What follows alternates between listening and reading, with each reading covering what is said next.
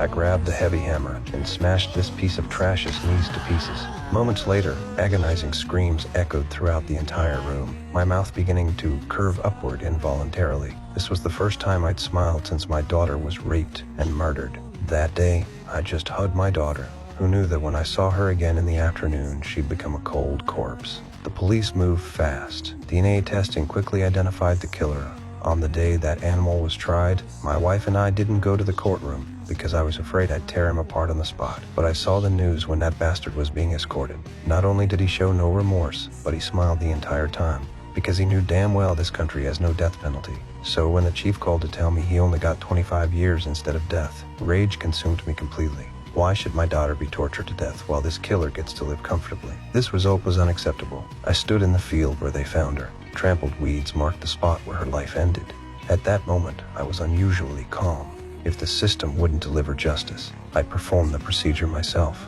I looked at my wife one last time. Once I walked out that door, there would be no going back to who I used to be. I paid off a janitor at the station to dose the transport driver's coffee. Then I tailed him the whole way, watching the police car sway and pull over. My opportunity came. My doctor's credentials were the perfect cover. That young cop didn't suspect me for a second, just when he thought I was coming to help. I used the excuse of getting a first aid kit from my car, then quickly drove away from the scene. Halfway there, I took advantage of switching vehicles to drug the killer unconscious, then brought him to the execution chamber I'd custom built for him. I stripped him naked, strapped him to the torture table I'd built with my own hands, and waited for him to wake up. Meanwhile, the police found an insurance policy in the abandoned car, with my name clearly written on it. The chief immediately went to my wife, trying to get leads from her. She was shocked by the questioning, because she knew nothing about my plan. That evening, my wife called, begging me to come home.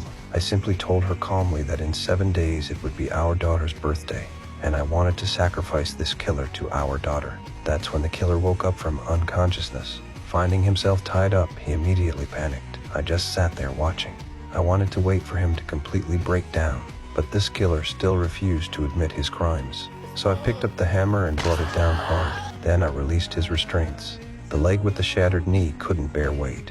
He could only keep hopping in place to stay balanced. Otherwise, the steel wire around his neck would kill him. Listening to the killer's heart-rending screams, I showed a smile I hadn't felt in ages. Keep him from dying too fast. I threw food in front of him like feeding a dog. Before my daughter's birthday, he had to stay alive. But when I turned on the television, I saw my wife being interviewed. Hearing her say anger has turned him into a madman, I called to demand why she'd say such things to the media. I just wanted revenge for my daughter. How did that make me a madman? But my wife said I was doing this out of guilt, putting all the blame on me. T'as fini par la cracher, le morceau, là, tu penses que c'est de ma faute, c'est ça? C'est toi qui... C'est moi qui quoi? Toi aussi, t'aurais pu passer les cartes avec elle. Mais là, madame l'a fourré. Mais pendant que t'avais ton petit crise d'orgasme, là, la fille se faisait violer dans le champ, c'est ça qui t'a...